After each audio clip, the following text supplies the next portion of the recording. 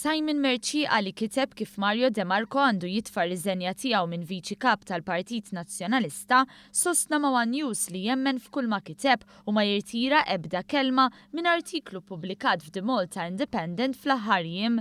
Dan minkejja li għall-artiklu kien hemm it-tweġiba tal-istess De Marco li lil Simon Merċieqa akkużah b'conspiracy theories.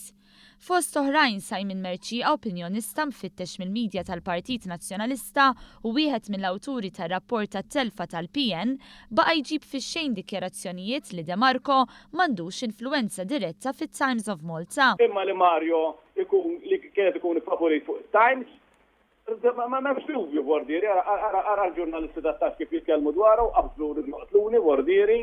Rajtu tkun taf li għal-verità. Fl-artiklu oriġinali Merċieqa indika li De Marco setarit li l-ex Prim Ministru Lawrence Gonzi jitlef l-elezzjoni u jinnota kif wara t-telf elettorali De Marco ingħata talking point mill-ewwel fil-gazzetta Times of Malta. Jagħti wkoll eżempji biex jipprova r-rabta bejn De Marco u Times of Malta. Il-każijiet li semmejt De Marco ma mnimrihomx fis-sens osmi.